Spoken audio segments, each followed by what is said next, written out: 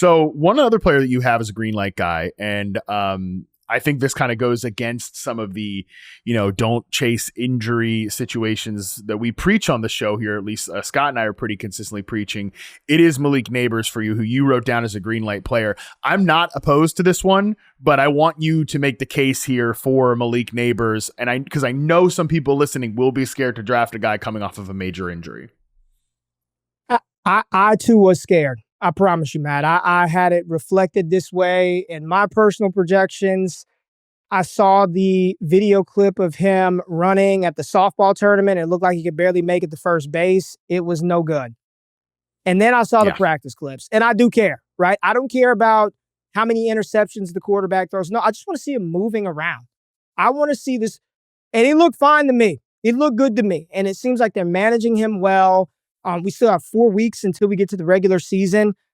And I'm going to tell you what, Malachi Fields, Calvin Austin, Juju Smith-Schuster, Isaiah, if Nabers is 80% in on the field, he's getting targeted more than anybody. I don't give a damn what they're saying about Isaiah Likely. If Nabers is out there where he's being drafted, and anybody that's in this YouTube chat that watches my content knows, if there's a receiver coming off of a debilitating injury, I'm out.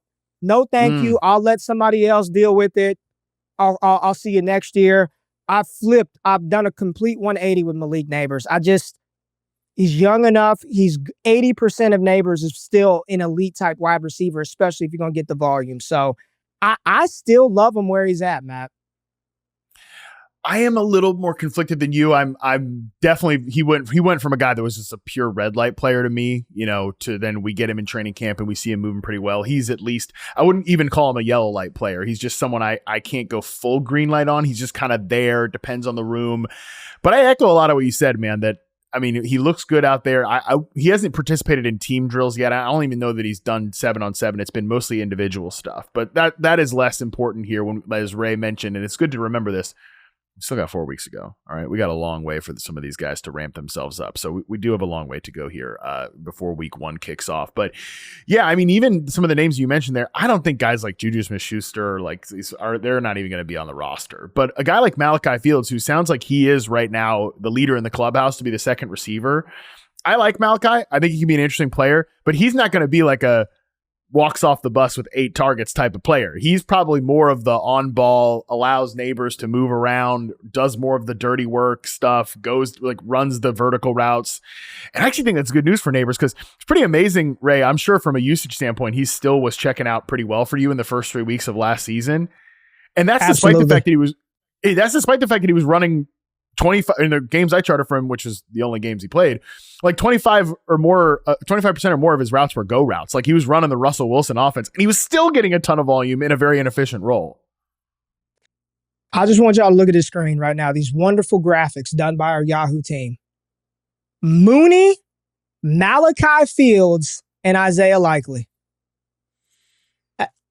That don't do nothing for me, Harmon. If Nabers is on the field, this dude is so far beyond where they'll have a role. Get the hell out of the way and clear stuff out for number 1. And you're right. Yeah. They're running him downfield all with Russell Wilson, and he's still commanding it. I'm still having flashbacks of what he did to the Dallas Cowboys early in the season. It's scary. I get it. And here's what I'll say. The expectation early on, I'm not thinking that he's going to look exactly like Malik Nabers week 1 of the regular season if he's out there, week 2 of the regular season if he's out there. But if he's healthy enough to be on the field and work himself into this, by the time I need him to get on the gas and go, we should be ramped up. We should feel a lot better about Nabers at that point. I think the best way to sort of end this conversation on Nabers, and I'm glad we're having an extended conversation on him because he's a really interesting player to talk about, and again, juggling the injuries and the ceiling and all that. If you were to sit down, Ray, and do your real life receiver rankings, not fantasy or anything, where would you place Malik Nabers as we're talking about, 80% or this or that percent of the player, 100% Malik Nabers fully healthy? Where would you rank him? In your real life receiver rankings. Real life receiver rankings, and I'm not going to try to be. I'm going to take into right now, not be prisoner of the moment. He is 100% healthy. Jamar, JSN, Puka,